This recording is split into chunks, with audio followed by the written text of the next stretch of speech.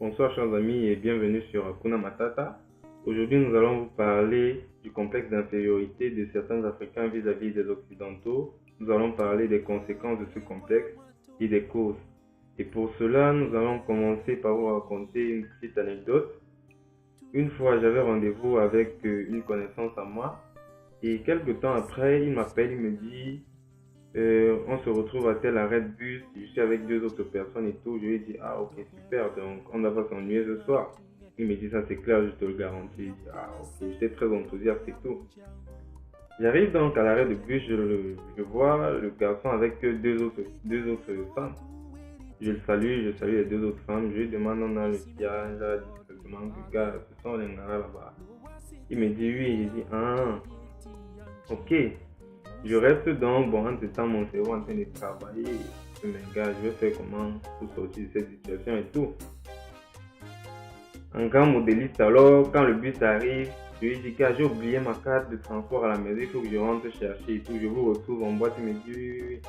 Tu fais alors vite, je dis, ah ok, je ne manquerai pas, je viens. C'est clair que je n'avais pas l'intention de revenir. Parce que je ne peux pas laisser ma mère au pays, je viens ici, sortir avec ses copines ou bien les femmes même qui sont plus âgées qu'elle. Et je me posais aussi la question, qu'est-ce que les autres peuvent penser de toi lorsqu'ils te regardent faire ce genre de choses?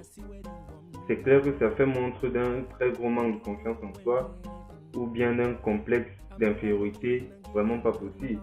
Et ça s'observe aussi chez les filles, parce qu'on va voir généralement une très belle fille africaine aller se marier ou bien sortir avec un vieux blanc et tout. Et ça c'est clair que c'est pas beau à voir. Là sont comme ça les conséquences de ce complexe-là vu d'ici en Occident. En Afrique par exemple, vous allez trouver certaines personnes qui vont vous dire ah moi je consomme juste des choses importées et tout. Parlant, je sais pas si c'est dans sa tête cette personne-là se croit très prestigieuse ou quoi que ce soit, mais c'est aussi une manifestation d'un manque de confiance en soi puisque la personne considère que c'est ce qui vient d'ailleurs qui est bien, ce qui vient d'Europe qui est bien, ce qui est fabriqué localement n'est pas bien. Et là, c'était comme ça les conséquences de ce complexe-là.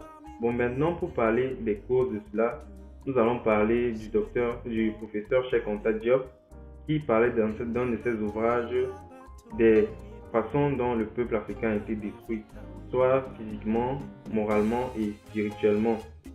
Spirituellement dans la mesure où aujourd'hui lorsqu'on parle de tradition africaine, à certaines personnes cela s'apparente à la sorcellerie.